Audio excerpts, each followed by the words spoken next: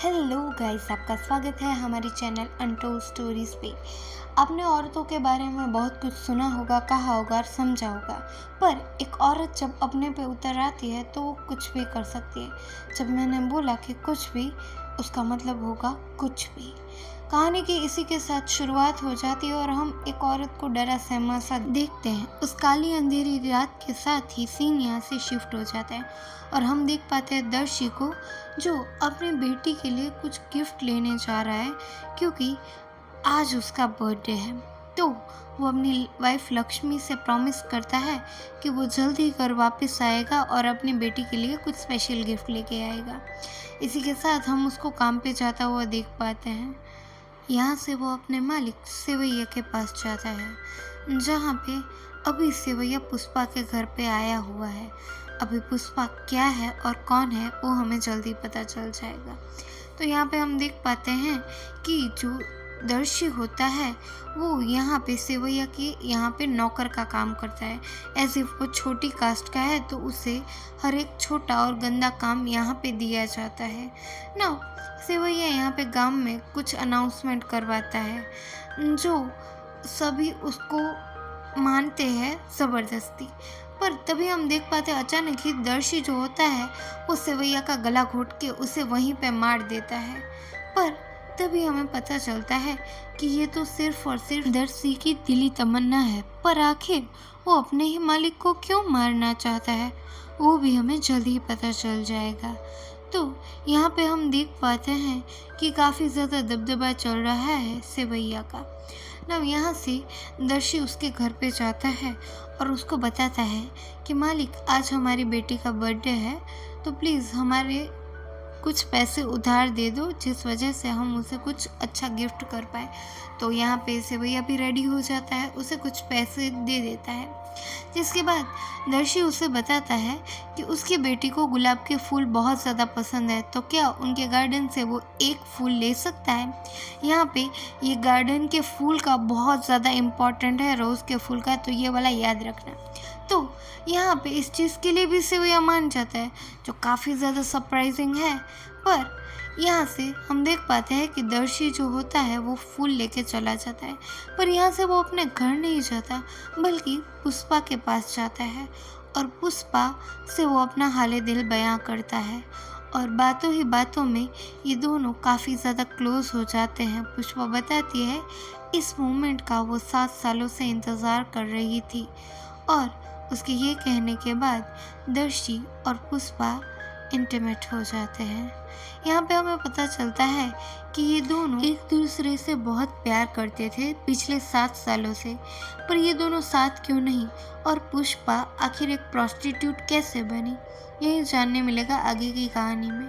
पर हम देख पाते हैं लक्ष्मी और उसकी बेटी को, जो अभी मछली पकड़ने आई है क्योंकि दर्शी को बेटी को मछली खाना बहुत पसंद है। यहाँ से हम देख पाते हैं कि कोई दर्शी को बहुत बुरी तरीके से मार रहा है, जहाँ पे ये हमें पता चलता है कि इन सब चीज़ों में सेवैया का हाथ है ना।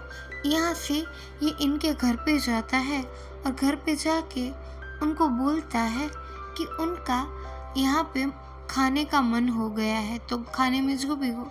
तो जब उसे पता चलता है कि मछली बनी है खाने में, तो वो ज़बरदस्ती लक्ष्मी के घर पे खाने बैठ जाता है और जब तक वो वहाँ पे अंदर खाना खा रहा होता है, इसी दौरान सेवैया के आदमी दर्शी को जिंदा का जिंदा दफन कर देते हैं उन्हीं के गार्डन में और वहाँ पे एक रोज़ का प्लांट लगा देते हैं। और यहाँ पे वो बताता है कि दर्शी की बेटी को बहुत ज़्यादा फ्लावर्स पसंद है, इसीलिए मैंने ये पौधा यहाँ पे लगाया है, जिस वजह से लक्ष्मी और दर्शी उस पौधे को देख के खुश हो जाते हैं, इस बात से अनजान कि उस पौधे के नीचे आखिर है क्या। इधर से सेवैया सीधा जाता है पुष्पा के साथ। पुष्पा को वो सच्चाई बताता है कि उसका आशिक अभी यहाँ पे कभी नहीं आने वाला, तो वो अपनी औकात में रहे और वो जैसा चाहता है वैसे ही उसकी तरह एक्ट करे। यहाँ पे हम देख पाते हैं कि रात भर लक्ष्मी और उसकी बेटी अपने दर्शी के इंतज़ार में ही बैठी रहती हैं। इसी के साथ कहानी जाती है फ्लैशबैक में। फ्लैशबैक में हमें पता चलता है दर्शी और चिट्टी दोनों ही अच्छे फ्रेंड हैं ना। एक रात की बात होती है जब ये लोग रात को घूमने जाते हैं, तभी एक लड़की के साथ रात को गलत होता देख अभी दर्शी यहाँ पे उस लड़की की हेल्प करने के लिए सोचता है। तो कुछ नकाबपोश जब उसको वहाँ देखते हैं वो उस पर अटैक करते हैं, पर बड़ी मुश्किल से दर्शी उस लड़की को बचा लेता है। यहाँ से हम देख पाते हैं कि अगली सुबह इस गांव में पुष्पा आई ना। पुष्पा को देख के बहुत सारे लड़के उससे चेप होने की कोशिश करने लगते हैं, पर पुष्पा किसी के आगे झुकती नहीं और आगे बढ़ने लगती है। आगे जाके उसे मिल जाते हैं दर्शी एंड चिट्टी। तो यहाँ पे वो उनको बताती है कि उसे इस गांव का जो मुखिया है उसके पास जाना है ना। मुखिया के पास यानी कि सेवैया के पास जाने के बाद वो बताती है कि वो प्रोस्टिट्यूशन का काम कर रही है, जिस वजह से उसे इस गांव में जगह दिलाने का वो हेल्प करे। पर यहाँ पे सेवैया तो उल्टा ही रासलीला रचाने के मूड में था। वो उसे बताता है कि उसे सिर्फ उसी के साथ वो सब करना है और वो आराम से इस गांव में रह सकती है ना। जिस चीज़ के लिए पुष्पा भी एग्री कर जाती है और गांव के बाहर उसे एक खोली भी मिल जाती है बिकॉज ऑफ द सेवैया ना। दर्शी एंड चिट्टी यहाँ पे उसको मैनेज करने में हेल्प करते हैं। यहाँ पे हम देख पाते हैं कि एक सूरी नाम का गुंडा, चिंदी गुंडा है एक्चुअली ये, तो वो भी काफ़ी ज़्यादा लाइन मारता है पुष्पा के ऊपर, पर पुष्पा यहाँ पे झुकती नहीं और उसकी इंसल्ट करके उसको यहाँ से भगा देती है। तभी हम देख पाते हैं कि अभी सेवैया ने HIV टेस्ट करने के लिए भेजा है यहाँ पे पुष्पा का, उसके बाद ही वो उसके साथ क्लोज होगा। तो यहाँ पे दर्शी के समझाने की वजह से पुष्पा भी रेडी हो जाती है अपना टेस्ट देने के लिए, और जब उसका टेस्ट नेगेटिव आता है तो ये भी तुरंत रेडी हो जाता है। पुष्पा के सामने झुक के उसके सामने वो सारे गंदे गंदे एक्ट कर देता है ना। उसके बाद हम देख पाते हैं कि यहाँ पे एक और आदमी को सेवैया ने अपने ही कुएं में धकेल के मार दिया था और उसके बाद उसकी भी लाश को दफना के वहाँ पे एक फूल लगा दिया था। I don't know why he is obsessed with the fools.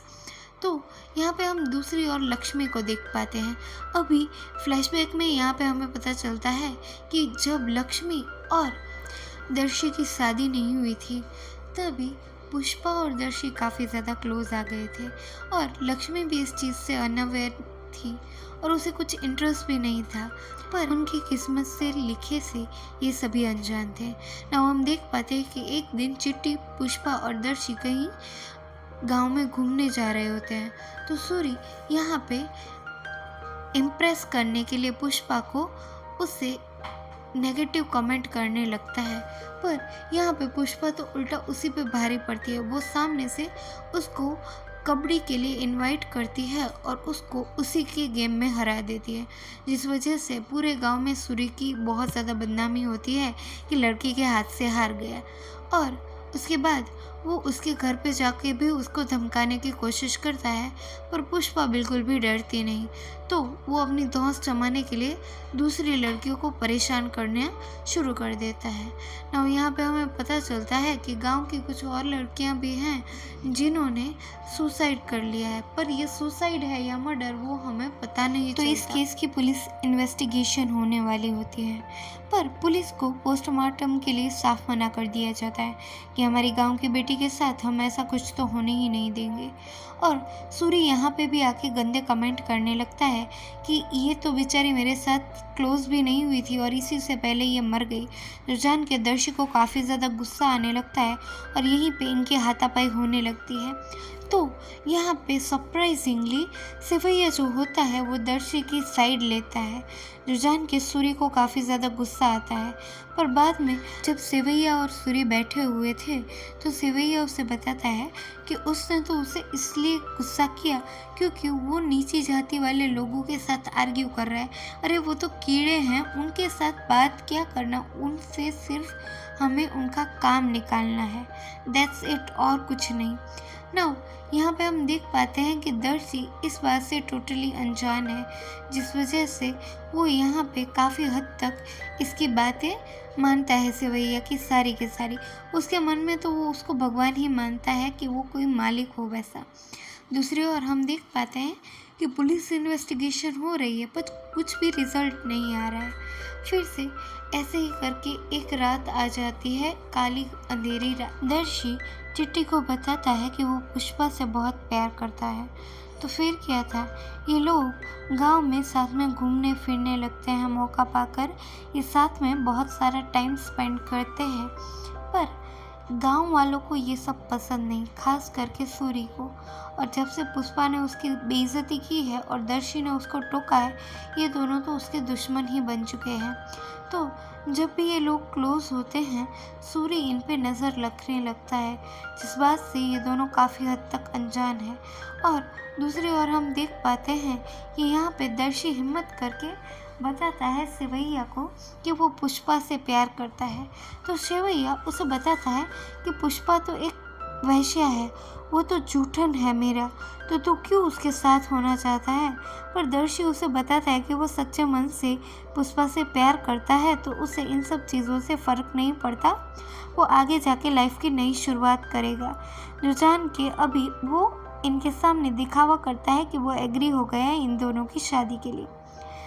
एक दिन कुछ गुंडे एक लड़की के साथ गलत करते हैं, तो उस वजह से गांव में उस दिन पंचायत बुलाई जाती है, जहाँ पे उस लड़की के माँ बाप बोलते हैं कि हमारी बेटी के साथ तो इतना गलत हुआ है, तो अब कौन शादी करेगा उससे। तो यहाँ पे सभी के बीच में सेवैया कमांड करता है दर्शी को कि तुम इसके साथ शादी कर लो। और बिना कुछ आनाकानी करे दर्शी भी उस लड़की यानी कि लक्ष्मी के साथ शादी कर लेता है। उस रात वो बहुत पीता है, बहुत दुखी रहता है, और अपने मन की बात वो लक्ष्मी को बता भी नहीं सकता, और ना ही यहाँ पे पुष्पा कुछ कर सकती थी। उस रात हम देख पाते हैं कि पुष्पा के पास सेवैया जाता है, जो उसे बहुत गंदे तरीके से ट्रीट करता है। और दर्शी तो पूरी रात पी के टुन ही पड़ा था, उसे पता ही नहीं कि उसकी वाइफ के साथ क्या हुआ है, उस पर क्या बीती है। तो लक्ष्मी यहाँ पे उसे अपनी सच्चाई बताती है कि उसे कोई शौक नहीं था उससे शादी करने का, पर किस्मत ने उसको ऐसे मोड़ पे लाके खड़ा कर दिया है। वो यहाँ के सरवैया के ही बेटी से बहुत ज़्यादा प्यार करती थी। इवन तो एक हद तक उसे ऐसा भी लगता था कि सरवैया का बेटा भी उससे प्यार करता है। वो उसके लिए स्टैंड लेता था, उसके साथ टाइम स्पेंड करता था और उसे बहुत प्यार से रखता था। और एक दिन वो जंगल में किसी बहाने से उसको लेके जाता है, पर तभी वहाँ पे सूरी और उसके कुछ आदमी आ जाते हैं, जो उसको बोलते हैं कि तुम इसके साथ अपना कार्यक्रम कर लो, उसके बाद हमारी बारी। नाउ ये सुन के यहाँ पे लक्ष्मी तो काफ़ी ज़्यादा गुस्सा हो जाती है, पर ये जो सरवैया का बेटा होता है वो नहीं चाहता कि उसका नाम खराब हो, तो वो यहाँ से चले जाने लगता है लक्ष्मी को वहीं छोड़ के। और इस घटिया आदमी के साथ वो अपनी लाइफ स्पेंड करने का सोच रही थी, वो सोचते ही उसे शर्म आने लगती है। दूसरी ओर सूरी भी उसके साथ बदसलूकी करता है कि तुम लोग तो इसी के लायक हो, और ये कह के वो गांव में पंचायत बुला लेता है, जिसके बाद उसकी बहुत ज़्यादा बेइज्जती होती है। और इसी वजह से आज दर्श जी और लक्ष्मी की शादी हो चुकी है।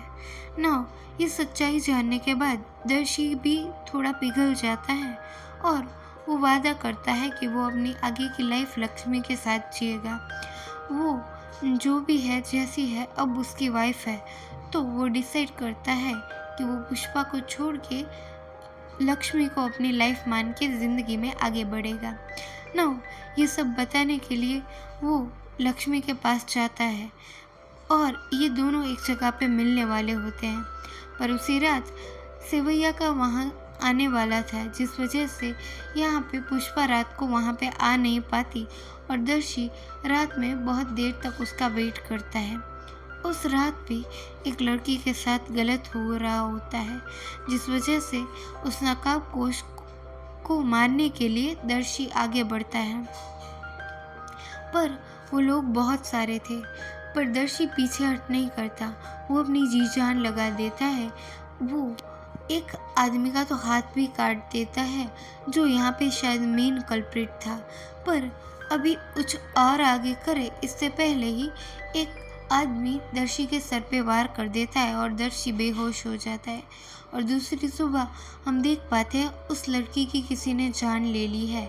नाउ पुलिस इन्वेस्टिगेशन में ऐसा बताया जाता है कि दर्शी ने ही उस लड़की की जान ली है, जिस वजह से यहाँ पे दर्शी को जेल जाना पड़ेगा। जो जान के पुष्पा काफ़ी ज़्यादा टूट जाती है कि आखिरकार ये सब क्या हो गया। पर तभी वो पुलिस वाला आके पुष्पा को बताता है कि यहाँ पे जो हालात है, ऐसे में दर्शी जेल में ही सेफ है, ना कि इधर।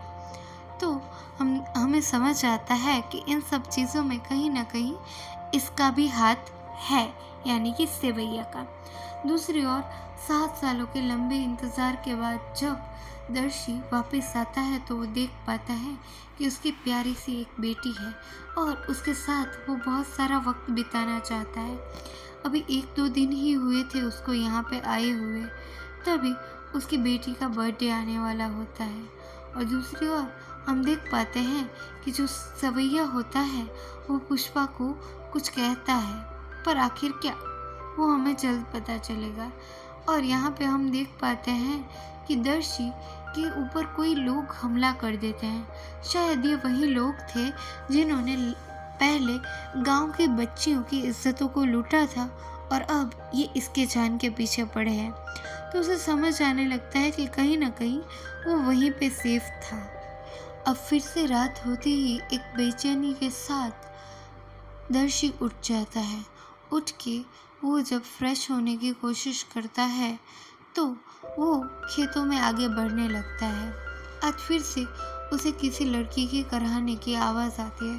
जब वो उस और आगे बढ़ता है तो उसे सूरी मिलता है और सूरी का एक कटा हुआ हाथ देख के उसे समझ आने लगता है कि ये वही कमीना है जिसने आज से 7 साल पहले मुझे फंसाया था और आज भी ये एक बच्ची की इज्जत के साथ खिलवाड़ करने वाला है, जिस चीज़ में सिर्फ ये भी नहीं और सेवैया भी उसके साथ मिला हुआ है। जो जान के उसको काफ़ी ज़्यादा गुस्सा आने लगता है कि वो जिस आदमी को भगवान मानता था उसकी नज़र में इनका कौड़ियों का दाम है। इवन दो उनके लिए लड़कियों की इज्जत या लड़कों की जान की कोई भी वैल्यू नहीं। ये हमेशा अपने घर में और सेपरेट फार्म्स में भी ऐसे ही लड़कियों को किडनैप करके रखता था और जब उसका मन भर जाए उसको मार के उसको अपने ही गार्डन में दफन कर देता था। दफन करने के बाद वो वहाँ पे एक फूल लगा देता था। तो यहाँ पे हमें पता चलता है ये कहानी का वही शुरुआती सीन है जहाँ पे एक बच्ची को बचाते बचाते दर्शी एक बड़ी मुसीबत में फंस जाता है। वो लड़की पहले बहुत ही ज़्यादा डरी सहमी होती है, तो वो अपनी कोई भी बात इन लोगों को बता नहीं पाती और खामोशी में ही रहती है। पर यहाँ पे सूरी की हकीकत तो पता चल गई थी इन लोगों को, तो सूरी यहाँ पे दर्शी की बेटी को किडनैप कर लेता है और उसके साथ बदसलूकी करने की बात करने लगता है, जिस वजह से दर्शी और सूरी में काफ़ी ज़्यादा हद तक हाथापाई होने लगती है। और हम देख पाते हैं कि कुछ पॉइंट पे हम दर्शी को बहुत ज़्यादा वीक महसूस करते हैं, एज इफ़ ये उसकी बेटी की ज़िंदगी का सवाल था। पर फाइनली वो डिसाइड करता है कि वो इसको मारेगा नहीं और यहाँ से कहीं दूर चला जाएगा। तो यहाँ से जाने का फैसला करके वो पुष्पा के पास जाता है, पर पुष्पा उसे सच्चाई बताती है कि वो जो कुछ समझ रहा है यहाँ की सिचुएशन उतनी आसान नहीं, बहुत ही ज़्यादा कॉम्प्लिकेटेड है। और वो सेवैया के सारे की सारी सच्चाई यहाँ पे बता देती है दर्शी को, जो जान के दर्शी के मन में जहर भर जाता है सेवैया के लिए। पर वो कुछ करे उससे पहले ही सेवैया और उसके आदमी मिलके उसको ख़त्म कर देते हैं। दूसरी ओर हम देख पाते हैं कि अगली सुबह को पुष्पा जो होती है वो जाती है लक्ष्मी के पास और उसे उन फूलों की सच्चाई बताती है। नाउ यहाँ पे देख पाते हैं हम कि जो सेवैया था उसने दर्शी, उस पुलिस वाले और हर एक अच्छे इंसान की जान ले ली थी ना। यहाँ पे दर्शी के गायब होने का बहाना करके लक्ष्मी यहाँ पे सेवैया से मिलने आती है और वो उसको बताती है कि वो उसकी कोई हेल्प करे। यहाँ पे डींगे हाँकने के लिए सेवैया भी रेडी हो जाता है और उसे हाँ कह देता है कि वो उसकी हेल्प करेगा। और इसी बहाने से ये इनको बोलती है कि मैंने आज भी फ़िश करी बनाई है, तो आप सभी खाने पे आना। तो ये रेडी हो जाते हैं और सभी उसके बताए हुए टाइम पे इसके घर पे फ़िश करी खाने जाते हैं ना। यहाँ पे लक्ष्मी ने उस फ़िश करी में जहर मिला दिया होता है और पुष्पा वहाँ के आके जो भी बंदे बेहोश हो रहे थे धीरे धीरे करके उनकी गला काट के जान ले रही थी। उसके बाद हम देख पाते हैं कि ऑलमोस्ट सभी के मर जाने के बाद यहाँ पे सेवैया का खास आदमी आया हुआ है जो पूरे रूम में खून के धब्बे देख के कुछ समझने की कोशिश करता है। और यहाँ पे हम देख पाते हैं कि उन सभी को मारने के बाद लक्ष्मी और पुष्पा ने यहाँ पे बहुत सारे फूल यानी कि रेड रोज़ उगा दिए हैं। और इसी के साथ हम देख पाते हैं कि हमारी ये सीरीज़ यहीं पे ख़त्म हो जाती है। कहानी में अभी भी कुछ सवालों के जवाब बाकी है। यहाँ पे हमें पता चलता है कि गांव वाले धीरे धीरे उन फूलों का राज जानते हैं और पुष्पा कहती है कि उसका यहाँ पे काम ख़त्म हो गया है। तो यहाँ पे इस सीरीज़ का सेकंड पार्ट आने ही वाला है, तो फटाफट चैनल को लाइक शेयर एंड सब्सक्राइब कर दो। Thanks for watching.